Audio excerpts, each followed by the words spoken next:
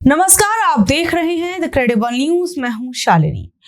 पश्चिम बंगाल में शुभेंदु सरकार के बनते ही राज्य के माइनॉरिटीज और विपक्ष के खिलाफ ताबड़तोड़ फैसले शुरू हो गए हैं। सरकार ने जहां एक तरफ मदरसों का बजट आधा कर दिया है, वहीं मदरसों के अंदर वंदे मातरम को गाना भी जरूरी कर दिया है।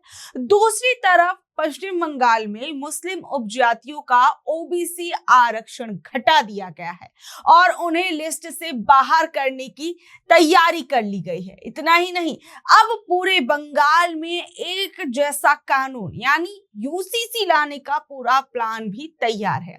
लेकिन सरकार के इन कड़े फैसलों के बीच आप देखिए कि किस तरीके से पश्चिम बंगाल के अंदर जब से बीजेपी पार्टी चुनाव जीती है, उसके बाद से ही हिंसा की लगातार खबरें सामने आ रही हैं। शायद ही ऐसा कोई दिन गया हो जब ऐसी कोई खौफनाक खबर सुनने में ना आई हो।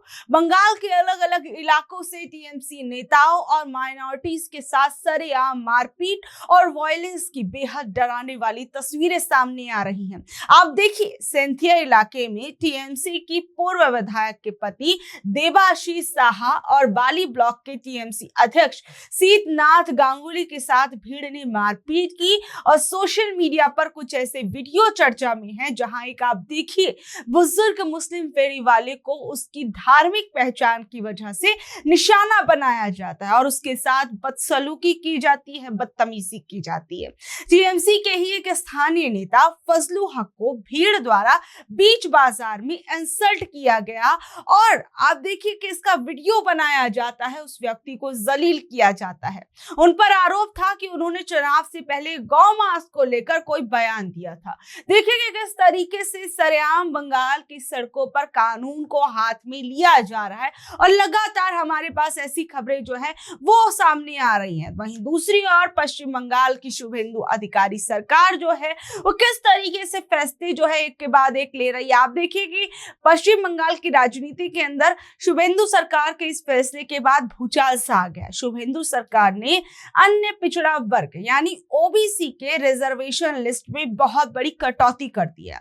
सोमवार यानी 29 जून को बंगाल विधानसभा में भारी बहस के बीच दो बड़े बिल पास हो गए। इन बिलों के नाम है पश्चिम बंगाल पिछड़ा वर्ग आयोग संशोधन विधेयक और सरकारी नौकरियों में आरक्षण संशोधन विधेयक। और इन दो बिलों के पास होने के साथ ही बंगाल में ओबीसी आरक्षण का पूरा स्ट्रक्चर जो है वो बदल गया है। आपको मैं इसे आसान भाषा में समझाती हूँ कि किस तरीके से इस स्ट्रक्चर के बदलने से जो है एक बड़ा बदलाव पश्चिम बंगाल के अंदर देखने को मिलेगा, खासकर ओबीसी के अंदर। और ओबीसी के अंदर जो जातियां हैं उन पर एक बड़ा असर देखने को मिलेगा। देखिए, इस नए कानून के जरिए बीजेपी की शुभेंदु सरकार ने पिछली जो ममता सरकार थी उनके कुछ बड़े फैसलों को पूरी तरीके से पलट दिया। इसके तहत ओबीसी आरक्षण को 7% से बढ़ाकर 17% कर दिया गया था ममता बनर्जी की सरकार में। यानी अब जो बढ़ा हुआ आरक्षण था वो खत्म कर दिया गया है शुभेंदु सरकार में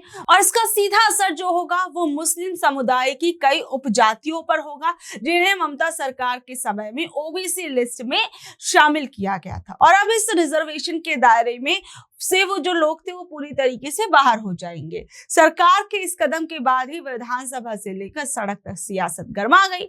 बीजेपी सरकार ने इस फैसले पर अपनी सफाई दी, कहा कि उन्होंने ये फैसला अपनी मर्जी से नहीं लिया बल्कि मई 2024 में आए कलकत्ता हाईकोर्ट के ऑर्डर के तहत लिया गया है। आपको याद होगा कि कलकत्ता हाईकोर्ट ने अपने ऑर्डर में कहा था कि राज्य में ओबीसी आरक्षण केवल 7% रहेगा और इस लिस्ट में सिर्फ 66 जातियां ही शामिल हो सकती हैं। ममता सरकार के समय में इस लिस्ट को बहुत ज्यादा बढ़ा दिया गया था। अब नई सरकार ने साल 2010 से पहले वाली जो मूल ओबीसी लिस्ट थी उसको दोबारा लागू कर दिया है। यानी अब सिर्फ और सिर्फ वही पुरानी 67 जातियां बची हैं जिन्हें 7% आरक्षण का फायदा मिलता रहेगा। बिल पास होने के बाद पश्चिम बंगाल के पिछड़ा वर्ग कल्याण मंत्री गौरी शंकर घोष ने पिछली सरकारों को लेकर कहा कि इस संशोधन के जरिए सिर्फ उन नियमों को खत्म किया जा रहा है जिन्हें हाईकोर्ट ने पहले ही अवैध यानी गैर कानूनी मान लिया था। मंत्री ने आरोप लगाया कि पिछली ममता सरकार ने जल्दबाजी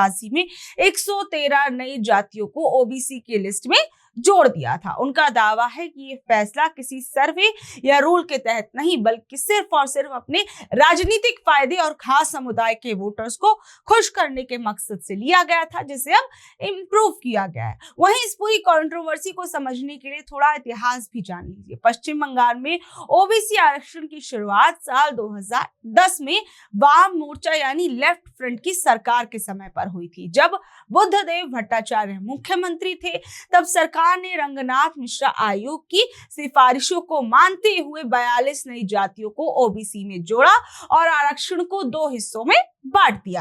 कैटेगरी ए अति पिछड़ा को 10% और कैटेगरी बी पिछड़े को 7% आरक्षण। इसके बाद साल 2012 में ममता बनर्जी की टीएमसी सरकार आई तो उन्होंने इसमें 35 और जातियां जोड़ दी। इन दोनों सरकारों ने मिलकर कुल 77 नई जातियां जोड़ी, जिसमें से 75 जातियां मुस्लिम समुदाय की थी। अब शुभेंदु सरकार ने इन दोनों कैटेगरी को ही खत्म कर दिया है और 2010 से पहले वाली सीधी व्यवस्था जो है वो लागू कर दी है। जब सोमवार को विधानसभा में ये बिल पेश किया गया तो माहौल काफी ज्यादा गर्म था। बीजेपी और टीएमसी के विधायकों के बीच जमकर बहस हुई। बीजेपी विधायकों ने सीधे तौर पर आरोप लगाया कि टीएमसी ने अपनी माइनॉरिटी वोट बैंक को मजबूत करने के लिए जानबूझकर एक तरफा लिस्ट जो थी वो बनाई थी। बीजेपी कहती है कि इस लिस्ट में हिंदू जातियों के हक को मारकर मुस्लिम कम्युनिटी को फायदा पहुंचाया गया था। दूसरी तरफ विपक्ष में बैठी टीएमसी जो है वो इसका विरोध कर रही है। फिलहाल इस नए बिल के पास होने से शुभेंदु सरकार को कानूनी रूप से आप कह सकते हैं कि ये पावर मिल गई है कि अब वो ममता कैबिनेट की तरफ से जो तैयार की गई लिस्ट थी उसको पूरी तरीके से रद्द कर देंगे। अब सवाल ये है कि आगे क्या होगा और इस नए बिल में क्या खास प्रावधान है।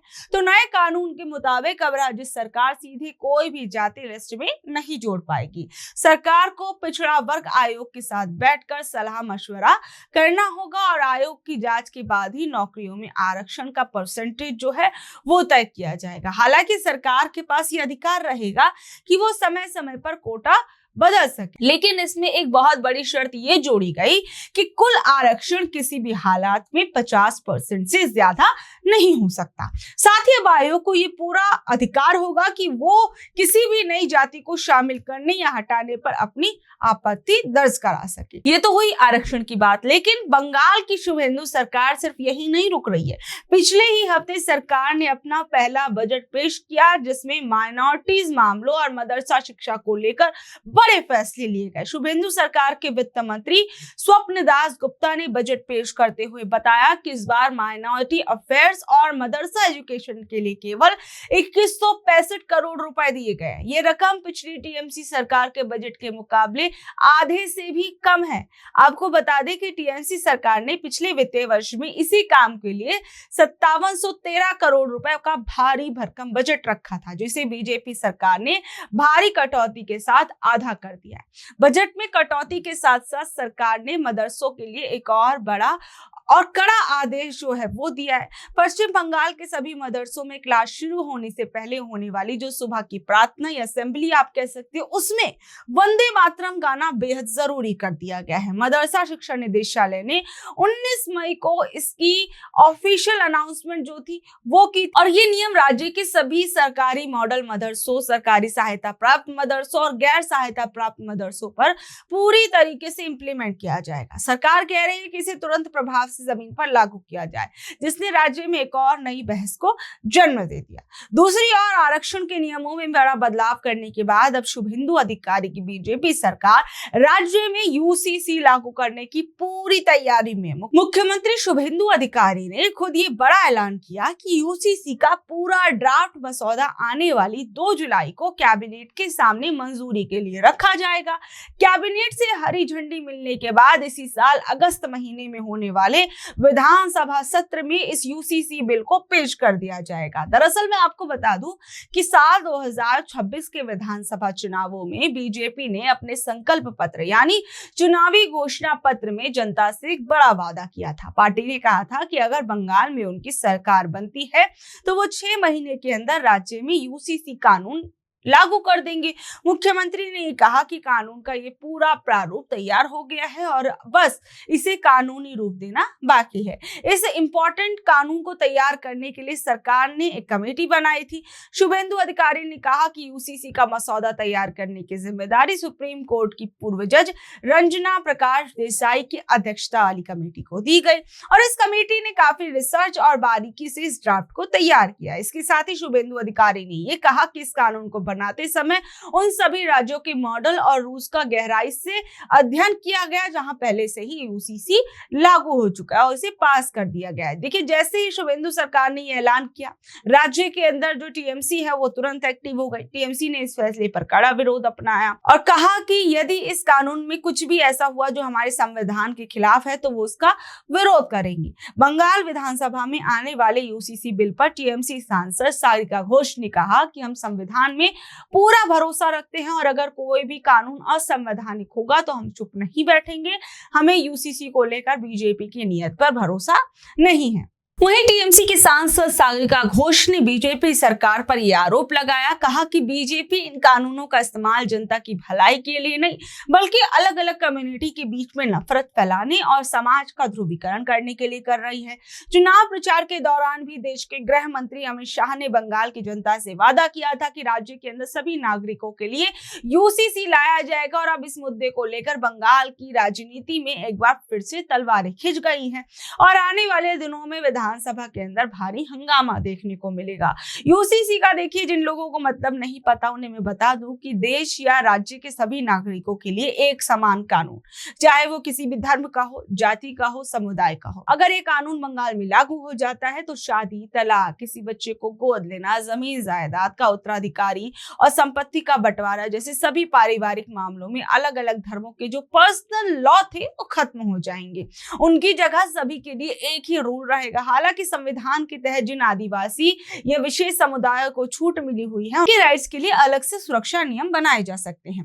देश के नक्शे पर अगर आपको मैं बता दूं कि वो कौन कौन से राज्य हैं जहां पर यूसीसी पहले से पैर पसार चुका है, तो वो है सबसे पहला राज्य गोवा। गोवा हमारे देश का एकमात्र ऐसा राज्य है जहां पुर्तगाली सिविल कोड के समय से ही, यानी बहुत लंबे समय से, एक समान नागरिक कानून जैसी व्यवस्था चल रही। लेकिन अगर आजाद भारत के इतिहास की बात करें तो उत्तराखंड यूसीसी को पूरी तरीके से लागू करने वाला पहला राज्य बना था।